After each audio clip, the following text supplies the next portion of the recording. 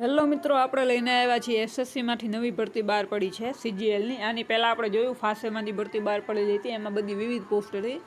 10 પાસથી લઈને college pass સુધી માટે અલગ અલગ પોસ્ટ હતી. આનો વિડીયો તમને આગળ મળી જશે, આની અંદર જ પડ્યો છે.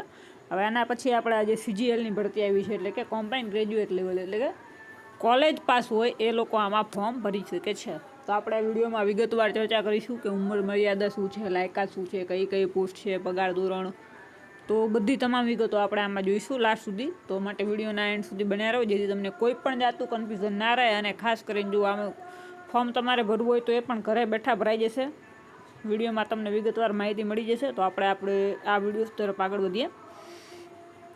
તો જેવું કે તમે જોઈ શકો છો, આપણે એસએસસીમાંથી ભરતી છે, સેન્ટ્રલ લેવલની ભરતી છે, ઠીક છે. કોમ્બાઇન્ડ ગ્રેજ્યુએટ લેવલ એક્ઝામિનેશન, એટલે કે ગ્રેજ્યુએશન ઉપર. આમાં ડેટ તમે જોઈ શકો છો, 9 જૂનથી ફોર્મ ચાલુ થયેલ છે. આપણે લાસ્ટ ડેટ જોવાની છે, તો આની લાસ્ટ ડેટ તમે જુઓ તો 4/7/2025, ઠીક છે. 7મા મહિનાની 4મી તારીખ છેલ્લી તારીખ છે, એટલે તમારે બંને ત્યાં સુધી 2/7/2025, ઠીક છે. 7મા મહિનાની 2જી તારીખ સુધીમાં મોડામાં મોડું ફોર્મ ભરાવી લેવું, કેમ કે એન્ડ ટાઈમે શું હોય છે કે વેબસાઇટ ડાઉન હોય છે, ફોર્મ તમારું જલ્દી ભરાય ના ભરાય, એરર આવે એવું બની શકે છે.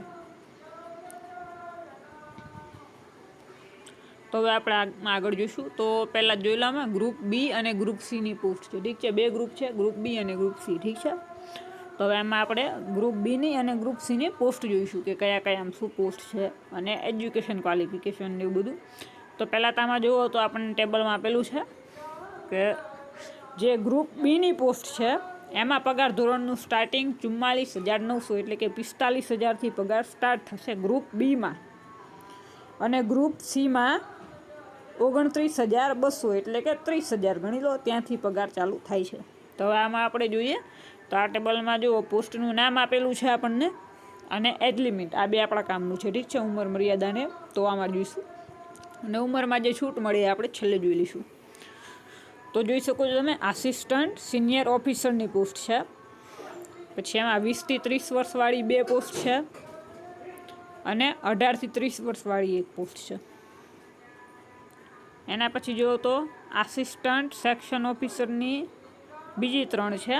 તો આમાં તમે જોઈ શકો આ બધી ડિપાર્ટમેન્ટ વાઇઝ પોસ્ટ છે, પણ મેઇન પોસ્ટ તમે જુઓ તો આસિસ્ટન્ટ સેક્શન ઓફિસરની જે પોસ્ટ છે એની અંદર ઉંમર મર્યાદા જુઓ તો 18 વર્ષથી લઈને 30 વર્ષ સુધીના ફોર્મ ભરી શકે છે. આના પછી જ આગળ જોઈશું આપણે તો ટેક્સ ઇન્સ્પેક્ટર, ઠીક છે. તો એની પણ ઉંમર મર્યાદા જોઈ શકો છો, એ ગ્રુપ સીની છે ભરતી, પણ સેલેરી એમાં પણ વધારે છે, 44,000 છે. આપણે પહેલાં જે જોઈ છે બધી સેલેરી 44,900 વાળી જોઈએ છે, ઠીક છે. તો ઇન્સ્પેક્ટર ઓફ ઇન્કમ ટેક્સ, તો એમાં 18થી 30 વર્ષની છે ઉંમર. એ સિવાય બીજું છે 2 ઇન્સ્પેક્ટરની પોસ્ટ છે, એમાં પણ 18થી 30 વર્ષ છે. Assistant enforcement officer, sub inspector, જો હવે સબ ઇન્સ્પેક્ટર એસઆઈની ભરતી, તો એમાં છે 20થી 30 વર્ષ, ઠીક છે. સેન્ટ્રલ બ્યુરો ઓફ ઇન્વેસ્ટિગેશન, એટલે કે સીબીઆઈમાં 20થી 30 વર્ષ. એના સિવાય ઇન્સ્પેક્ટર પોસ્ટની છે 2 ભરતીઓ, અને એક સેક્શન હેડની છે, એમાં પણ 18થી 30 વર્ષની ઉંમર છે. હવે આપણે જોઈશું પે લેવલ 6 ઉપર છે આ બધી પોસ્ટ ગ્રુપ બીની, એટલે કે 35,400થી પગાર. તો 35,000 વાળી આપણે પોસ્ટો જોઈશું. તો એમાં પણ આસિસ્ટન્ટ સેક્શન ઓફિસર છે, એક્ઝિક્યુટિવ આસિસ્ટન્ટ છે, રિસર્ચ આસિસ્ટન્ટ, ડિવિઝનલ એકાઉન્ટન્ટ છે, એસઆઈ છે. આમાં પણ સબ ઇન્સ્પેક્ટર, એટલે કે એસઆઈ જેતું એ તે જુનિયર ઇન્ટેલિજન્સનું છે. તો આ બધી જે પોસ્ટ છે 18થી 30 વર્ષવાળા માટે છે. નેક્સ્ટ આગળ જોઈએ આપણે જુનિયર ઓફિસર છે. એમાં જુનિયર સ્ટેટિસ્ટિકલ ઓફિસર અને સ્ટેટિસ્ટિકલ ઇન્વેસ્ટિગેશન ગ્રેડ 2 ઓફિસર અને ઓફિસ સુપરિન્ટેન્ડન્ટ. તો આ ત્રણેયની ઉંમર પણ 18થી 30 વર્ષની છે, ઠીક છે. હવે જે જુનિયર સ્ટેટિસ્ટિકલ ઓફિસર છે એની ઉંમર જોઈએ તો 18થી 32 વર્ષ છે, ઠીક છે. હવે આપણે જોઈશું 29,200 સેલેરીવાળી પોસ્ટ. તો એમાં ઓડિટર અને એકાઉન્ટન્ટની છે, અને બધામાં ઉંમર સરખી છે, 18થી 27 વર્ષ. અને લાસ્ટ જે છે 25,500 સેલેરીવાળી ગ્રુપ સીની પોસ્ટ છે. હવે ઉંમર એમાં પણ બધામાં 18થી 27 વર્ષ છે. અને પોસ્ટના નામ જોઈએ તો postal assistant, sorting assistant, senior secretariat assistant, upper division clerk, senior administrative assistant, tax assistant છે, સબ ઇન્સ્પેક્ટર, ઠીક છે, આ બધી પોસ્ટ છે આટલી. તો હવે આગળ આપણે પોસ્ટ ને ઉંમર મર્યાદાનું બધું જોઈ લીધું છે, ઠીક છે. તો હવે આગળ આપણે જે ઉંમરમાં છૂટછાટ મળે છે એ બધું જોઈ લઈશું. તો આમાં આપણે છૂટ જોઈએ તો તમે જોઈ શકો છો.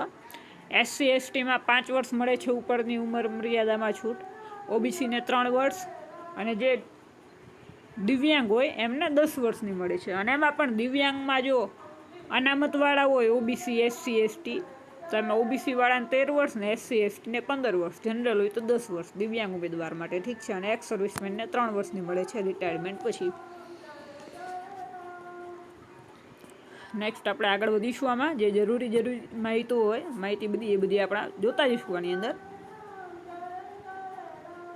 જો હવે એજ્યુકેશન ક્વોલિફિકેશન આપેલું છે, ઠીક છે.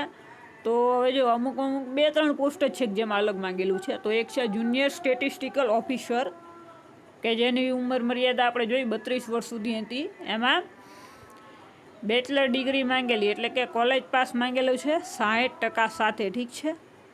અને એમાં પણ જો institute with at least 60% mark in mathematics at 12th standard level.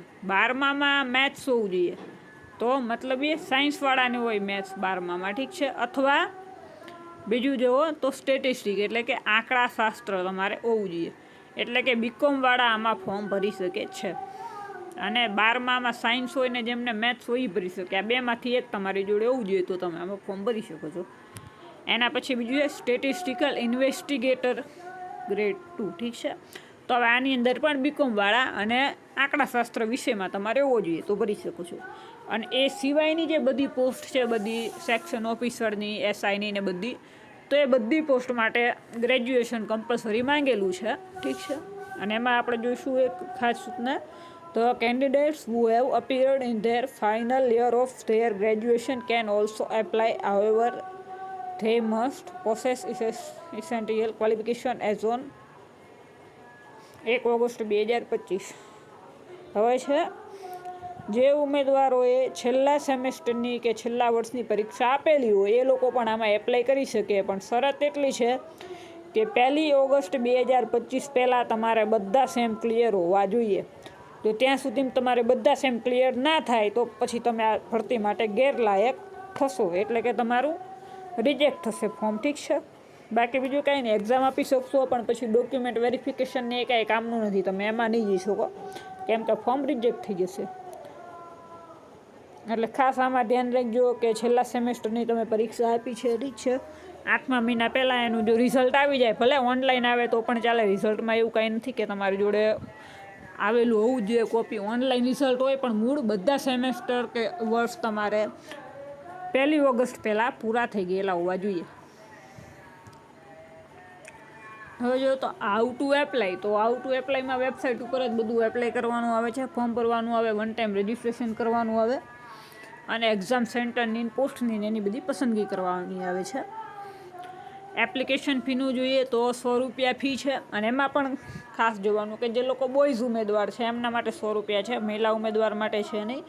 અને બોયઝમાં પણ તમે જુઓ તો એમાં SC ST અને દિવ્યાંગ ઉમેદવારો એમના માટે કોઈ ફી છે નહીં. ખાલી OBC ને EWS ને જનરલવાળા માટે છે, ઠીક છે ફી. તો એટલે ખાસ ટૂંકમાં તમે સમજી લો કે જનરલ કેટેગરીના, જનરલ EWS અને OBC કેટેગરીના પુરુષ ઉમેદવાર માટે ફી 100 રૂપિયા પ્લસ ફોર્મ ભરવાનો ચાર્જ ગણો તો મેક્સિમમ 100 રૂપિયા, 100થી વધારે ન થાય. ટોટલ 200ની આજુબાજુ પતી જાય. અને મહિલા ઉમેદવાર છે એમનું જો ન્યૂ રજિસ્ટ્રેશન હોય તો 100 રૂપિયા જેવું થાય, અને જૂનું રજિસ્ટ્રેશન હોય તો 70-80ની અંદર ફોર્મ પતી જાય છે. બીજું કંઈ આમાં છે નહીં નવું. સેન્ટર ઓફ એક્ઝામિનેશન, ઠીક છે. હવે એક્ઝામના આપણે સેન્ટર જોઈએ તો આપણે ગુજરાતનું જોવાનું છે. તો આપણે ગુજરાતનું જોઈશું. ગુજરાતમાં કયા કયા સેન્ટર આપે છે પરીક્ષા માટે. એમાં 3 સેન્ટર તમારે પસંદ કરવાના હોય છે. જે પહેલા નંબર ઉપર તમે પસંદ કરો સેન્ટર, ત્યાં આગળ તમને 99% મળી જ જાય, પણ કદાચ ત્યાં ફૂલ હોય તો તમને બીજા નંબરના સેન્ટર ઉપર મળે. એમાં જોઈ શકો છો અમદાવાદ, ગાંધીનગર, મહેસાણા, રાજકોટ, સુરત, વડોદરા, આટલા છે સેન્ટર આપણે ગુજરાતમાં પરીક્ષા માટેના. હવે એક્ઝામનું જો તો એક્ઝામ જે છે 2 એક્ઝામ આવશે, ટાયર 1 અને ટાયર 2, ઠીક છે. એમાં ટાયર 1માં જુઓ તો તમે એની અંદર મેથ્સ રિઝનિંગ 25 પ્રશ્નો, જનરલ અવેરનેસના 25, ક્વોન્ટિટેટિવ એપ્ટિટ્યૂડના 25 અને ઇંગ્લિશ કોમ્પ્રિહેન્શન એના 25, એમ કરીને ટોટલ 100 પ્રશ્નો હશે અને 200 માર્ક, એક પ્રશ્નોનો 2 માર્ક. અને ટાયર 2ની જે એક્ઝામ આવશે એની અંદર મોટી એક્ઝામ આવશે. જે સેક્શન 1 હશે એ તમારે 2.25 કલાકનો હશે, સેક્શન 2 15 મિનિટ, એટલે કે સેક્શન 1 અને 2 બે થઈને તમારે ટોટલ 2.5 કલાક થશે. અને ત્રીજા સેક્શન માટે બીજા 2 કલાક ને 40 મિનિટ આપવામાં આવશે. એટલે પેપર લાંબુ થઈ જશે. તમારે 4 કલાકનું પેપર થશે. બીજા નંબરનું જે છે એમાં થોડું હાર્ડ આવશે, બીજું કંઈ નહીં. પૂછાશે આ તે બધું general knowledge, maths, reasoning, English grammar એ, અને કોમ્પ્યુટરને લગતું આવતું હશે તમારા પોસ્ટમાં તો એનું થોડું ઘણું આવશે 20 માર્કનું. ઠીક છે, બસ. બાકી તો બીજું કંઈ નવું છે નહીં. અને જે આંકડા શાસ્ત્રવાળામાં ફોર્મ ભરશે તો એમણે એનું આંકડા શાસ્ત્રનું પૂછાશે, કે જે સ્ટેટિસ્ટિકલ ઓફિસરનું એનું હતું ને એની અંદર. બાકી બીજું કંઈ નવું છે નહીં આની અંદર. હવે આપણે ફોર્મની પ્રોસેસ જોઈ લઈશું, કે જો તમારે ફોર્મ ભરવું હોય તો આપણો નંબર આમાં ડિસ્ક્રિપ્શનમાં આપેલો છે, અને નોટ ડાઉન કરવું હોય તો તમે કરી શકો છો. 81 60 97 43 92. વોટ્સએપ ઓનલી છે, કોલ ના કરવો. વોટ્સએપમાં મેસેજ કરી દેવો કે એસએસસીમાં CGLની ભરતીમાં ફોર્મ ભરવાનું છે, અથવા તો કે SSCમાં ફોર્મ ભરવાનું છે, તો તમને માહિતી મળી જશે, ડોક્યુમેન્ટનું લિસ્ટ મળી જશે. એ તમારે વોટ્સએપ કરવાના રહેશે. તમને ઘરે બેઠા ફોર્મ ભરાઈ જશે. ફોર્મ ભરાઈ જાય એના પછી પેમેન્ટ જે છે તમારે ઓનલાઈન કરવાનું રહેશે. ફોર્મ ભરાયા પછી પહેલાં કાંઈ ચાર્જ ભરવાનો થતો નથી. ઠીક છે, બાકી બીજું કાંઈ નવું છે નહીં.